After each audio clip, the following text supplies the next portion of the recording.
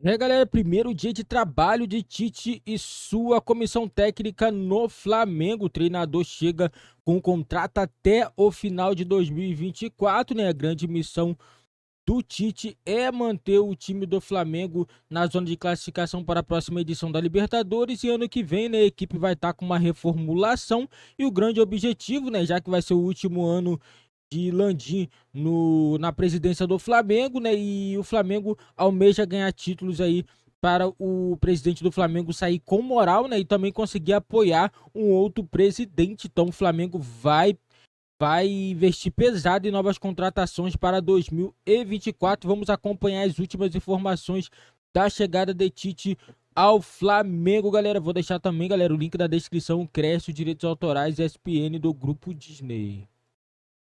Isso é o assunto do momento no futebol brasileiro, a chegada do Tite ao Flamengo. Antes de falar um pouquinho sobre o Adenor, que está aqui dentro no Ninho do Urubu, só um rápido testemunho, porque eu estava na cobertura do Flamengo nessa época, em 2006, e eu cobri o Flamengo com o Valdemar, ele assumiu.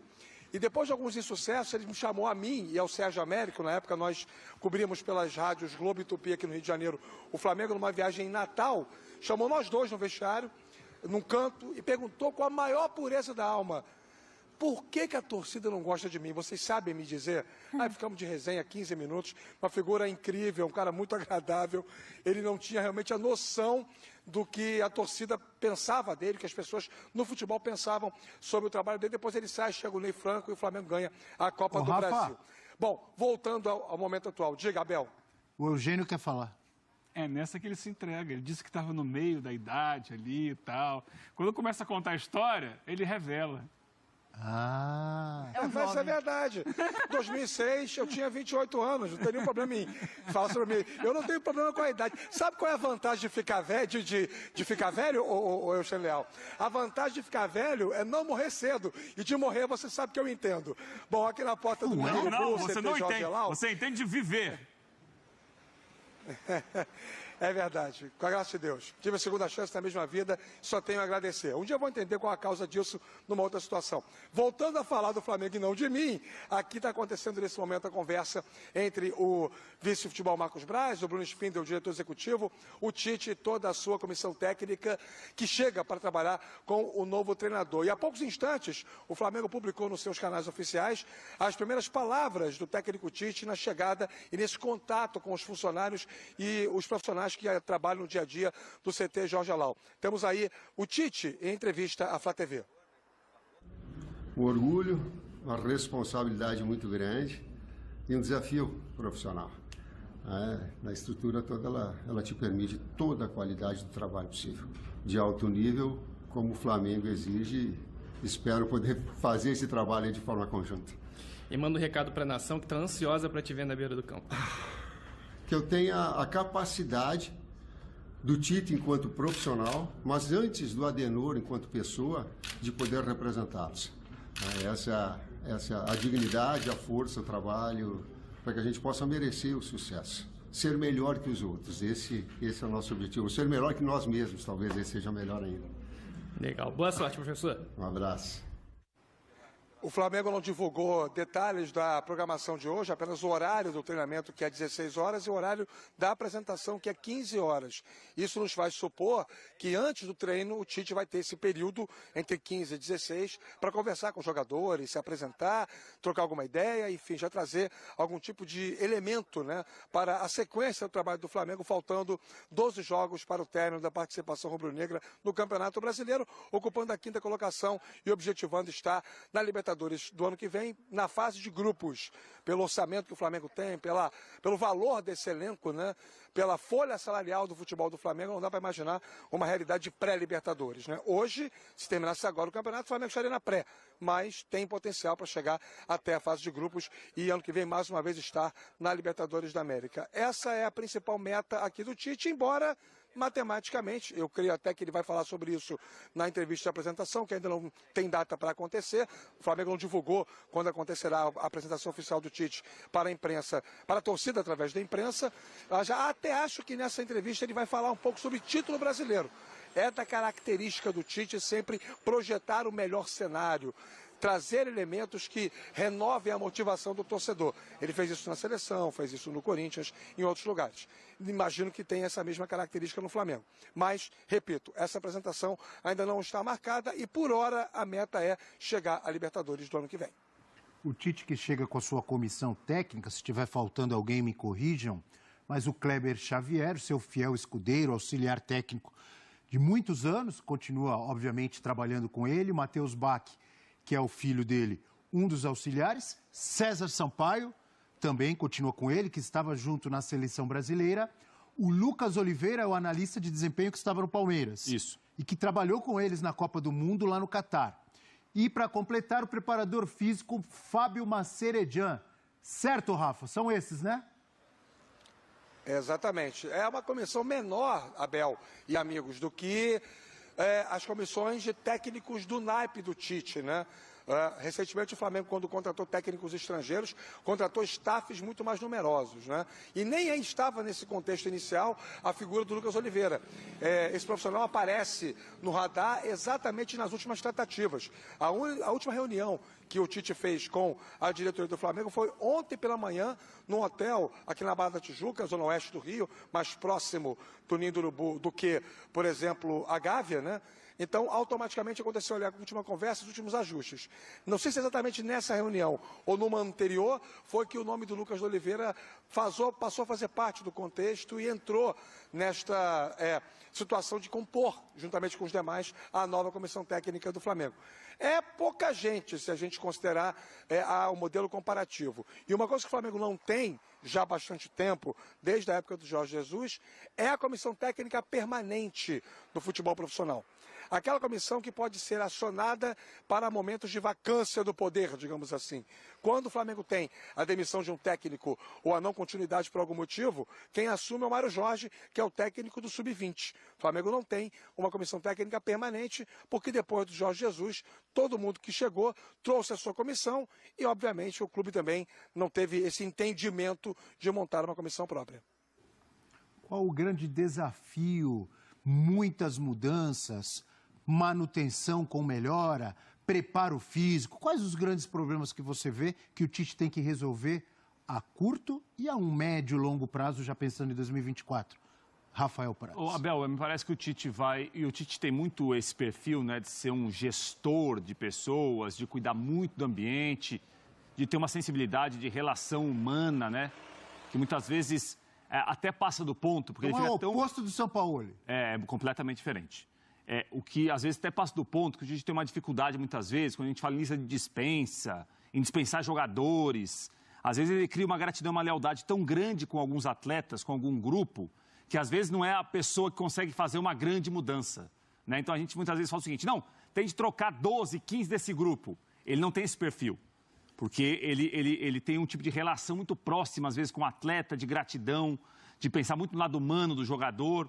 E, às vezes, ele não consegue fazer isso. Nem sei se ele vai fazer isso no Flamengo também. Por exemplo, quando o Abel Ferreira, junto com a direção palmeirense, chegou no Felipe Melo e falou, muito obrigado pelos serviços prestados, você nos ajudou e tal, mas agora você vai procurar outro clube. O Felipe Melo está aí na final da Libertadores. E aí, Felipe Melo, William, Bigode e outros. Sim. O Tite é mais difícil de fazer isso. É mais difícil. Pelo perfil dele, sim. Ele até em outros momentos, quando tinha de trocar alguns grupos, entre aspas, mais desgastados, ou que já tinham dado um resultado que dificilmente eles conseguiriam de novo alcançar, ele não era o técnico com esse perfil.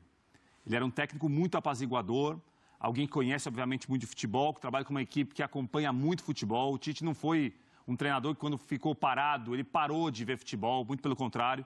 Eu acho que ele procurou se aperfeiçoar, procurou trazer gente com ele que também se aperfeiçoou, talvez até mais do que ele em algumas áreas. Tudo isso é muito importante. É uma equipe de alto nível e quer queira, quer não, Abel. A gente fala aqui, e aí a avaliação de cada um, como que foi o trabalho, é um treinador que dirigiu a seleção brasileira em 2 Copas do Mundo. Isso é um currículo de poucos treinadores, pouca gente conseguiu. A gente conseguiu, às vezes, algum treinador que dirigiu em uma Copa e voltou em uma outra 12, 16 anos depois. Ele não. Ele ficou 6 anos na CBF. Ele dirigiu uma seleção brasileira numa Copa do Mundo em 18 e fez todo um trabalho para 2022. Então, é um treinador que chega com outro tamanho para trabalhar. Ah, mas isso aí às vezes não tem. Isso às vezes tem a ver. Porque o Flamengo tem jogadores hoje que são jogadores maiores que alguns treinadores. Eles são muito grandes dentro do Flamengo, ganharam muito no Flamengo, é um grupo muito vencedor no Flamengo. Não é todo mundo que consegue se relacionar tão bem com esse grupo. O Tite tem tamanho para isso.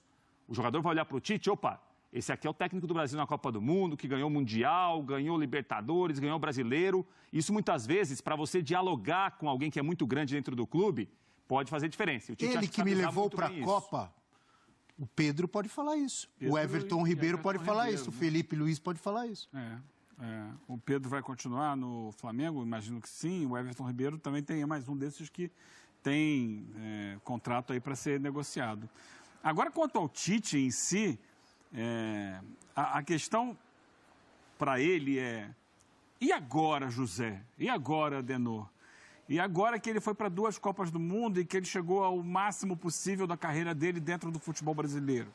E agora que ele esperava e pensava em trabalhar no futebol europeu? E agora que isso não apareceu, ele vai para o grande clube do Brasil, clube com maior potencial. Mas o que vem? Qual é o futuro do Tite na carreira dele? Quais são as ambições? O que ainda o move? É claro que o Flamengo é um grande desafio, vai gerar muitas questões internas para ele, vai mexer com a cabeça dele, mas eu acho que tem isso também. O Prates colocava, foi o técnico das últimas 2 Copas do Mundo, que não foram Copas que vão ficar guardadas positivamente na memória do torcedor brasileiro. O Brasil caiu mais uma vez nas mesmas fases que vinha caindo antes. Assim, ele não conseguiu fazer essa diferença. Ele não conseguiu quebrar a casca do ovo, ultrapassar esse momento. E para ele agora, o que o move?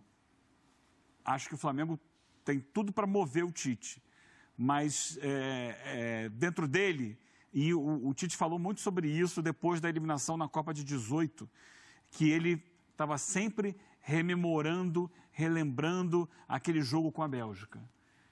Dava a impressão que ele não conseguia dormir, porque quase toda a coletiva ele falava do jogo da Bélgica. E como o Tite, depois da última eliminação, desapareceu, desapareceu, ninguém fala com o Tite desde a véspera da eliminação do Brasil. Ele falou muito antes da Copa, né, Eugênio? Depois da Copa, não. Depois ele deu aqui uma entrevista ou outra em podcast e tal, mas não o dia a dia do futebol. O que é agora, né? Eu acho que a grande pergunta é essa para o Tite. E agora, José? E agora, Adenor? Quero aproveitar, então, já que você colocou essa questão que eu acho interessante, por que você acha que o Tite não conseguiu uma vaga num clube da Europa como ele imaginava? Isso faz parte, talvez, de uma falta de prestígio dos técnicos brasileiros em geral, que pode ter atrapalhado ou não? Faz parte, Abel. A gente debateu isso recentemente no nosso podcast de futebol nacional, o Rolou Melão. Tem várias questões que concorrem para que ele não tenha ido para o futebol europeu. Acho que essa é uma delas, né? O treinador brasileiro não é hoje um profissional valorizado no mercado internacional. Mas não acho que seja a principal. Vamos lá. Porque ele tem um diferencial, né? O Tite... Ter sido exatamente o técnico da seleção nas 2 últimas Copas. Mas em desempenho em relação ao futebol de elite, ele não desempenhou. Ele não conseguiu fazer essa seleção jogar um futebol suficiente para encantar o mundo. Não é nem ser campeão. Para as pessoas olharem, nossa, mas esse Brasil, olha só, tá especial, tá diferente. Não, foi um desempenho médio, né? Dentro de um padrão que as outras seleções também alcançavam. Mas tem uma questão também que é a seguinte: na Europa existe muito uma separação, há exceções, são poucas exceções que confirmam a regra, de treinador de clube para treinador de seleção. Então você vê aqueles grandes treinadores de clube, eles não vão para seleções. O Mourinho nunca foi para a seleção portuguesa, até hoje, não sei se no futuro irá. O Guardiola nunca foi para a seleção espanhola, nem nenhuma outra. O Klopp nunca foi para a seleção alemã. O Ancelotti nunca foi para a seleção italiana. Esses grandes nomes... Então, assim, tem muito esse perfil. Por exemplo, o então técnico de Portugal, né? O Fernando Santos. Ele vinha de outras seleções, tinha trabalhado na Grécia. Então, era o técnico de seleção. O atual técnico de Portugal, o Roberto Martínez, era o técnico da Bélgica. Então, tem Na Alemanha tem um pouco diferente, né? Que eles costumam Galera, agora torcer aí, né? Vamos ver se o Tite vai conseguir desempenhar um bom trabalho no Flamengo. Foi bem dito, né? É porque, assim, o Tite, pós-Copa do Mundo, na minha opinião, ele não ficou tão bem visto, não. Por isso que ele não recebeu nenhum convite para trabalhar na Europa, né? Porque a vontade do Tite não era dirigir um time brasileiro. A vontade dele era dirigir um clube da Europa. Mas não veio. Não veio, pós-Copa não veio nenhuma proposta pro Tite. Entendeu? E o Flamengo, na minha opinião, é um time que para ele poder trabalhar e que eu acredito que vai abrir portas para ele sim na Europa. Se ele fizer um bom trabalho no Flamengo, isso daí é certo que vai ter vários clubes de olho para poder levar o Tite, né? Bem mais do que na seleção, porque a seleção brasileira o trabalho foi mediano. O desempenho da seleção em Copas do Mundo com o Tite não foi bom. Não foi bom. Entendeu? Não foi muito bem visto. Entendeu? E eu acredito que ele fazendo um trabalho bom no Flamengo, ele vai conseguir sim abrir portas aí para outros trabalhos aí futuros aí pode ser até Premier League, quem sabe, né? Pegar um clube, Espanha, né? Tem vários clubes aí que com certeza vai ficar de olho no trabalho do Tite no Flamengo.